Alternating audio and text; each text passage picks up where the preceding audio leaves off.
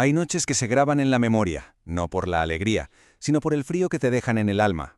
Noches que empiezan con un viaje y terminan en un lugar del que, en realidad, nunca se regresa del todo. Y es que en muchas partes del mundo, la última noche del año es un ritual de fuego y purificación. Se construyen muñecos, los años viejos, para quemar con ellos todo lo malo que se deja atrás. Pero a veces las deudas que se quieren saldar son mucho más oscuras que un simple mal recuerdo. El viaje había sido un auténtico suplicio. Horas y horas en una silla incómoda, en un autobús que parecía que iba a despeñarse en cada curva. Samuel estaba completamente mareado. Sentía que el almuerzo iba a salir disparado de su pequeño cuerpo en cualquier momento. Y mientras caminaba, más bien era arrastrado por su madre por las calles de un pueblo que parecía olvidado en lo más profundo de las montañas. Su madre caminaba como en trance, con la mirada perdida en el horizonte, en las montañas.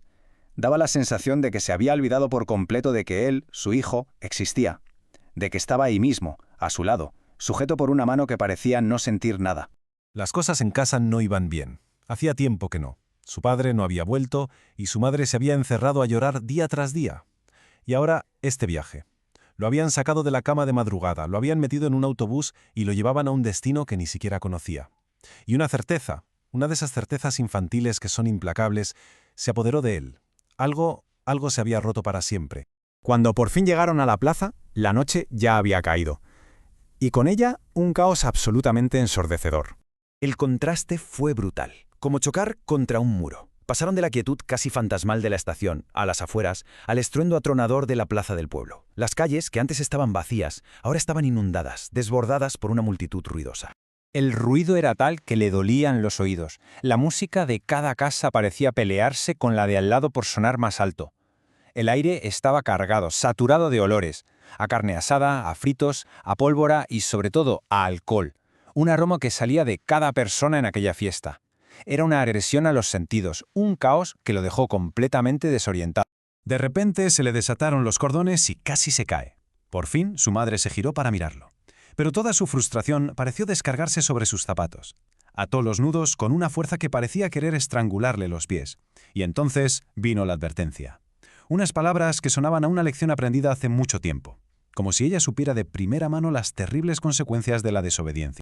Al final llegaron. Una casa que brillaba con una intensidad casi exagerada en medio de la penumbra. De ella salió una mujer regordeta y pequeña a recibirlos. Era la tía Manuela. La tía los recibió con un beso que sonó por toda la calle y un apretón de mejillas que le dolió hasta el alma. Mientras lo arrastraba hacia adentro, Samuel vio cómo su madre se quedaba atrás, hablando con un hombre que había aparecido de la nada. La casa, por fuera, parecía amable, sí, pero al cruzar el umbral, una sensación de alarma que no sabía nombrar se le agitó por dentro. Dentro, el silencio era absoluto, un vacío suspendido en mitad de todo el jaleo de fuera. Todo parecía detenido en el tiempo.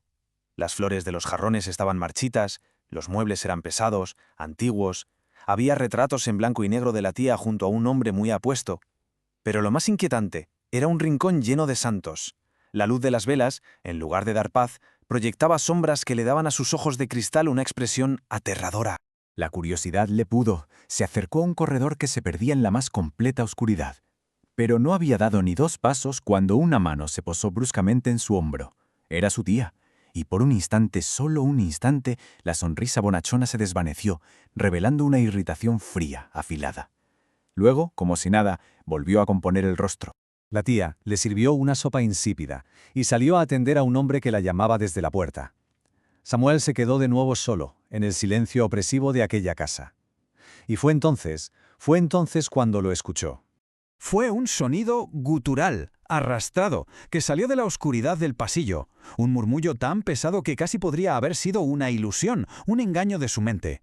Se quedó completamente inmóvil, con la cuchara suspendida en el aire. Pero entonces la voz volvió, esta vez más clara. Lo estaba llamando por su nombre.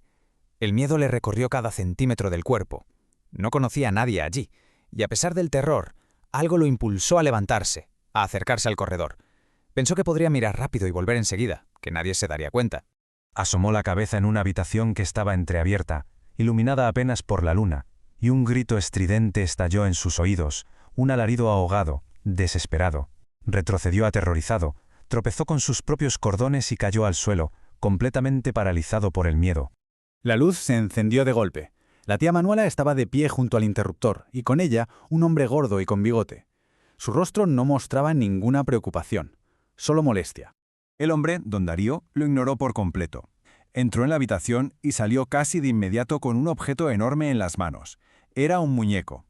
Alto, robusto, con un traje a rayas, un sombrero elegante y una sonrisa cosida en el rostro. Tenía los mismos rasgos que el hombre de las fotografías. La conversación que siguió te helaba la sangre. Don Darío admiraba el trabajo de la tía.